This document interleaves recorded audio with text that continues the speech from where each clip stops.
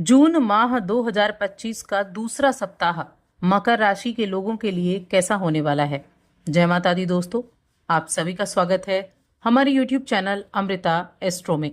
और आज की इस वीडियो में मैं बात कर रही हूँ 8 जून से 14 जून तक के साप्ताहिक मकर राशि फल के बारे में।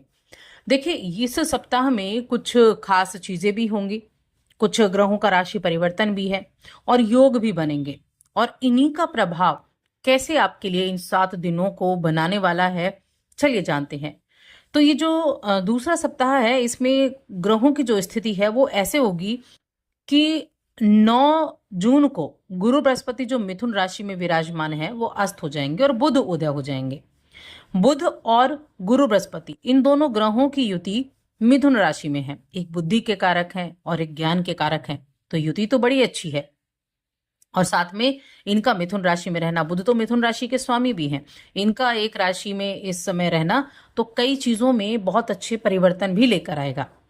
वहीं अगर हम मंगल की बात करें, केतु की बात करें, तो दोनों ग्रह सिंह राशि में विराजमान हैं। वैसे तो ये अंगारक योग बनाते हैं, लेकिन कुछ और भी कई तरह के बदलाव ये देने में सक्षम होते हैं। शनि मीन राशि में, राहु कुंभ राशि में, शुक्र मेष राशि में और सूर्यदेव वृषभ राशि में विराजमान इस सप्ताह में होने वाले हैं। जहां तक चंद्रमा की स्थिति की बात है, तो चंद्रमा वृश्चिक, धनु और मकर इन 3 भावों में सक्रियता बनाकर रखेंगे। इन 3 भावों में रहने के दौरान कई तरह के योग भी बनेंगे। और देखिए, जो साप्ताहिक राशिफल की बात करें या फिर हम दैनिक राशिफल की बात करें, यहाँ चंद्रमा की स्थिति बहुत डिपेंड करती है कि चंद्रमा किस राशि और किस नक्षत्र में जा रहे हैं, किन ग्रहों की उनके ऊपर दृष्टि पड़ रही है। तो ये इस जो सप्ताह है, इसमें किस तरह आपके लिए आप चीजें परिवर्तित होने वाली हैं आपके जीवन के हर एक क्षेत्र से, चलिए जानते हैं।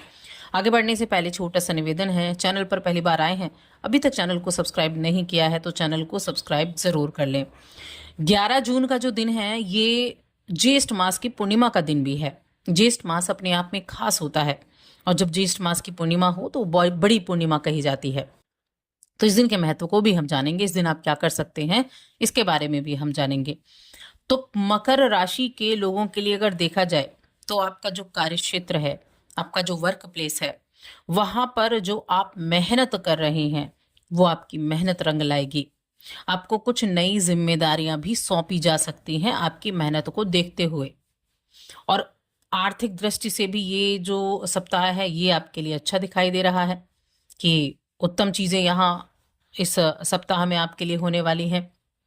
मकर राशि के जातकों के लिए ये सप्ताह योजनाबद्ध तरीके से काम करने और उसके द्वारा अपेक्षा से अधिक लाभ प्राप्त करने के लिए, सफलता प्राप्त करने के लिए बहुत अच्छा है।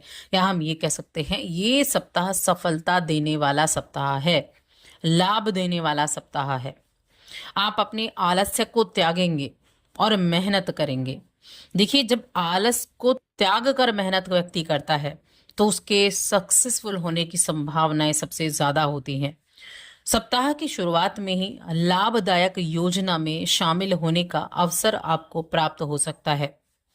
कुछ अधिकारी हैं जो उनसे भी आपको सपोर्ट मिलता हुआ दिखाई देगा, जिससे आप अपने कुछ अधूरे कामों को पूरा कर पाएंगे।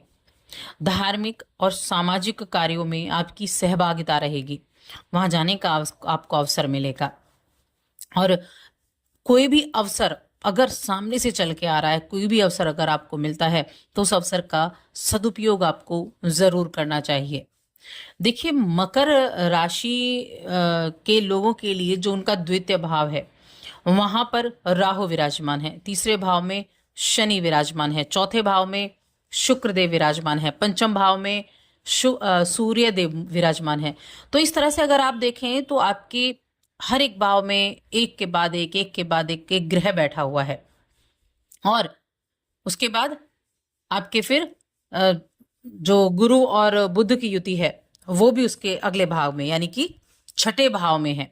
तो एक तरह से दूसरा, तीसरा, चौथा, पांचवा, छठा, ये 5 भाव एक साथ राशियों को जोड़ रहे हैं। ठीक है, उसके बाद हम अष्टम भाव की बात करेंगे तो अष्टम भाव में मंगल और केतु हैं। एनर्जेटिक तो आप रहेंगे और साथ में किसी न किसी तरह से पैतृक रूप से भी आपको अच्छे रिजल्ट मिलने की संभावनाएं बनती हुई दिखाई दे रही हैं। अब यहाँ पंचम भाव में सूर्य देव बैठे हुए हैं, 11वें घर को देख रहे हैं, तो कहीं ना कहीं इच्छा पूर्ति का भी ये समय है। प्रेम जीवन बड़े सुख में रहेंगे। वैवाहिक जीवन में बड़ी खुशहाली आती हुई दिखाई दे रही है कि वैवाहिक जीवन बड़ा ही खुशनुमा आपका रहने वाला है मकर राशि के जातकों के लिए। आपके जो कोई पुराना मित्र है वो आपके जीवन में फिर से प्रवेश कर सकता है। और किसी को अगर थायराइड संबंधी प्रॉब्लम है या फिर हार्मोनल कोई डिसऑर्डर है तो उसको थोड़ा ध्यान रखना है। देखिए, प्रेम के लिए देखा जाए, प्रेम जीवन के लिए तो ये सप्ताह काफी अनुकूल है। और सबसे अच्छी बात यह है कि कुछ ऐसे भाग्यशाली लोग भी हैं जिनको इस सप्ताह में प्रेम विवाह का तोहफा भी मिल सकता है। यानी कि आप प्रेम विवाह करना चाहते थे तो ये जो आपकी इच्छा है ना, ये आपकी पूरी हो सकती है सप्ताह में। आपको अपना मनचाहा जीवन साथी भी मिल सकता है। तो रिश्ते पक्के होने की संभावनाएं भी सिंगल जातकों के लिए इस सप्ताह में बनी हुई हैं। जिन लोगों की हाल ही में शादी हुई है उनके जीवन में कोई नया मेहमान दस्तक भी दे सकता है। उनके घर खुशियां भी आ सकती हैं, जिसके बाद आपको एहसास होगा कि अब आपको घर पर ज्यादा समय बिताने की आवश्यकता है। तो ये चीजें आपके जीवन में शुभता के तौर पर घटित होने वाली हैं। यहाँ परिवार के साथ समय बिताना आपके लिए बड़ा सुखद रहेगा। देखिए, एक और चीज है कि जो आपके दोस्त हैं ना, उनको बहुत ज्यादा उधार देने से आपको बचना है। अगर आप अपने दोस्तों को बहुत ज्यादा उधार देते हैं तब आपको बचना होगा। अब यहाँ देखें तो सोमवार को आप काफी ज्यादा व्यस्त रहने वाले हैं। सोमवार को आप काफी व्यस्त रहेंगे, रविवार को भी आप काफी व्यस्त रहेंगे। और देखिए, संभवतः ये है कि छुट्टी है तो छुट्टी के दौरान आप काम भी करते हुए दिखेंगे। मंगलवार का दिन और बुधवार का दिन जो होगा इस सप्ताह का, वो आपकी इनकम में वृद्धि करने वाला होगा, सुधार करने वाला होगा, धन की प्राप्ति कराने वाला होगा। जो बाधाएं आ रही हैं वो दूर हो पाएंगी, जिसके द्वारा आप प्रगति कर पाएंगे, सफलता की तरफ बढ़ते हुए दिखाई देंगे। गुरुवार का दिन और शुक्रवार का दिन, यहाँ थोड़ा सा कुछ चीजों को लेकर तनाव जरूर हो सकता है, खर्चे थोड़े से बढ़ सकते हैं। तो एक्सपेंसिव ये 2 दिन आपके लिए कहे जाएंगे। घर का कोई सामान भी खराब हो सकता है, ऐसी स्थिति भी हो सकती है। कोई इलेक्ट्रिकल सामान खराब हो सकता है। लेकिन शनिवार का दिन सबसे ज्यादा फायदेमंद दिख रहा है। जिस कार्य के लिए भी आप प्रयास करेंगे उसमें सफलता मिलेगी, उसके द्वारा आपको इनकम में वृद्धि होती हुई दिखाई देगी। तो उस मामले में यहाँ चीजें अच्छी दिखाई दे रही हैं, बढ़िया दिखाई दे रही हैं। और जैसा कि मैंने कहा, प्रेम जीवन सुख में रहेगा और वैवाहिक जीवन में भी आपके खुशियां आती दिखाई देंगी।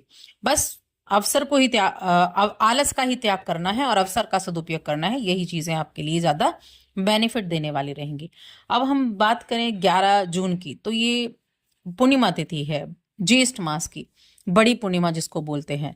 तो इस दिन माँ लक्ष्मी की आराधना करें, माँ लक्ष्मी को लाल पुष्प भी अर्पित करें और शाम को रात्रि में चंद्रदेव को अर्घ्य जरूर दें। क्योंकि ये जो दिन है ना, ये पितरों के लिए भी है, माँ लक्ष्मी को प्रसन्न करने के लिए भी है। तो बहुत ही उत्तम दिन है। इस दिन का लाभ आप प्राप्त कर सकते हैं। जब आप पूजा करेंगे तो वहां आप हल्दी का प्रयोग जरूर करें, कौड़ी का प्रयोग करें, क्योंकि दोनों ही माँ लक्ष्मी को समर्पित हैं। 7 कौड़ी आप लेकर आए या 5 कौड़ी आप लेकर आए, वो पूजा स्थल में रखें। उसके बाद हल्दी वगैरह से उत्तम तरीके से, यानी कि विधि विधान से पूजा अर्चना करके फिर अगले दिन आप या फिर उसी दिन शाम को आप वो कौड़ियों को अपनी तिजोरी में रख सकते हैं। माँ लक्ष्मी का प्रतीक कही गई है, बहुत ही शुभ मानी जाती हैं, पैसे की आवक को बढ़ाने वाली मानी जाती हैं। तो इस तरह से आप इस दिन का लाभ उठा सकते हैं। तो बस आज की इस वीडियो में इतना ही। वीडियो कैसी लगी हमें कमेंट करके जरूर बताएं।